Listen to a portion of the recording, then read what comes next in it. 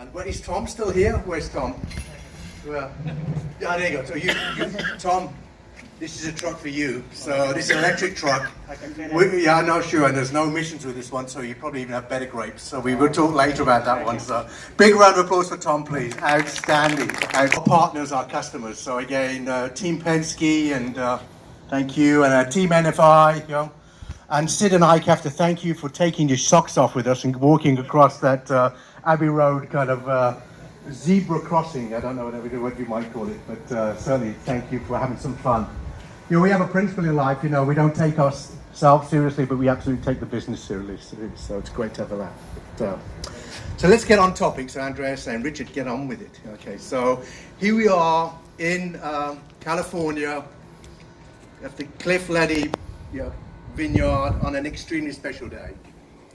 And as we spoke this morning, I just want to take us back to some of the conversations that Paul, you weren't in the room, and Sid and Ike and the team, when we spoke about culture, we spoke about customer experience, and how not only doing the hard thing in life is all about values and culture. And I think that's the journey today has really touched on why we have these amazing vehicles here with us today.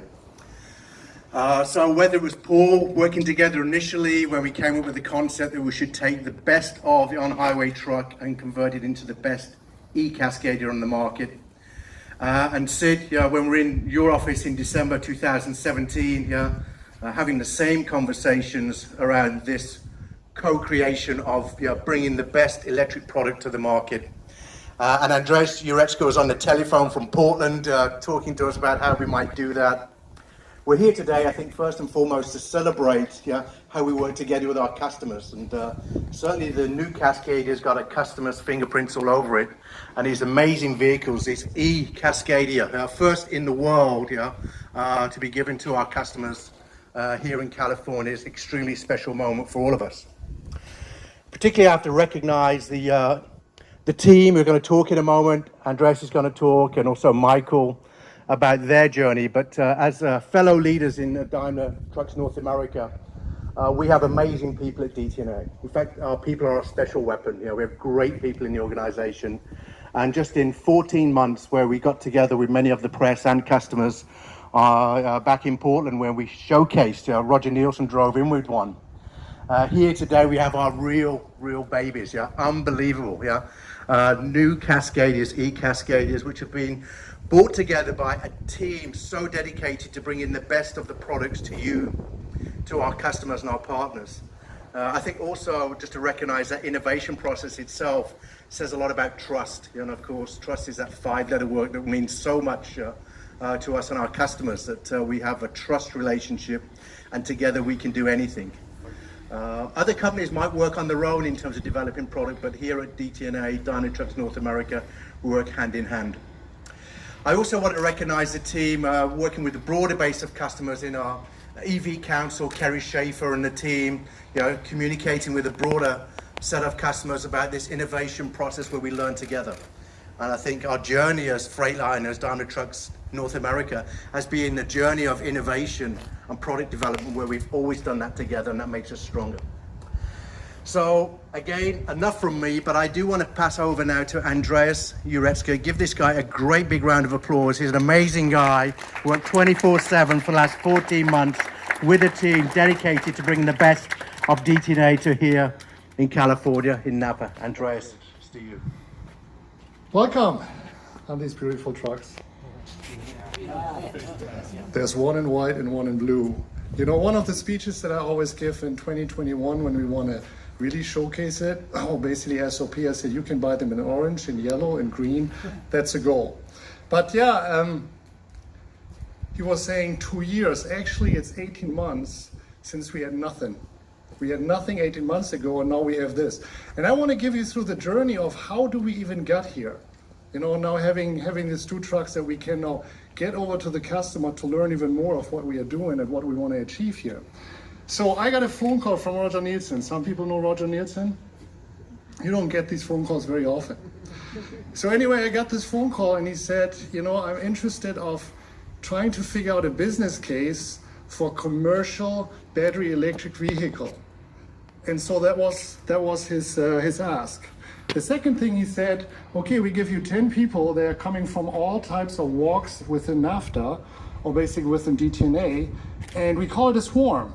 So for people that don't have an idea what a swarm really is, we got basically, I would say, the license to kill. We could do whatever we wanted. We were 10 people, we were in a completely different office, and we were just tasked with, okay, what does it take? And we had two really good things going for us. One thing is, we already had the best truck out there that you can buy. Number one. Number two, we have all the international network and colleagues at Fuso and at Daimler in Europe, at Mercedes-Benz, and there's all the knowledge that you can pick from. So we got some things going for us. But we figured out there's 4 things that we really have to tackle. Number one, everybody is guessing that one, technology.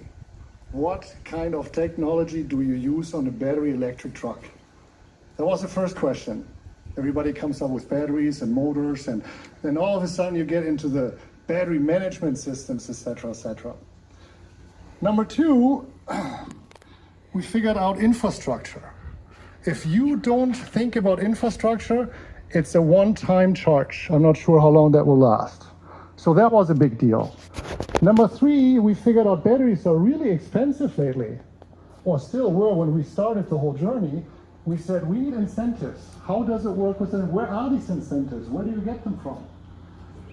And then number four, it's a customer. You know, I remember sitting with the customers, with the guys that are sitting in the front, and talking about what is a valuable application that really makes sense. So this whole co-creation that Richard is talking about, that was one of the key things. So going back to the journey, what have we done? There were so many memorable things, and when you think about in 18 months we have this, you can imagine there's more than 3, but the 3 that are really sticking in my head. Number one was we were 2 months in action within the team, within trying to figure this out, what this is all about. And I got a phone call from Roger again saying, hey, next week we go to NFI, we go to Penske, and we put our business plan out. I said, what business plan? He said, well, you figure this out. Okay, so the first thing is basically 2 months after we were together, we already had to lay out our business plan, and that was stressful, but we did it. And I must say, you're still with me, so it wasn't that bad. Number 2, Capital Market Day. Capital Market Day, that was 8 months in the making. And we had already 2 prototypes that were driving. And maybe you remember the Capital Market Day? We had a couple challenges. Challenge number 1 is, Capital Market Day was a tent. I don't know if you could see it from the video or something, but driving into the tent, if you take the wrong turn in the wrong spot, you will take the tent down. So challenge number 1, don't take the tent down. Challenge number 2 is we figured this out because we tried it the night before, making sure that we are not turning the tent into dust. And all of a sudden, one of these tires, for whatever reason, turned backwards. And that was, of course, the night before. And everybody was standing there at 9 o'clock. We were ready at 8 o'clock in the morning. What are we going to do? So you can imagine there's always challenges that we had to overcome. That was number 2. Number 3, big deal, the first EM2 that we presented to the customer, to Penske, in 2018. And you know how hard we worked on that. We get the stamp in 2018, and we did it.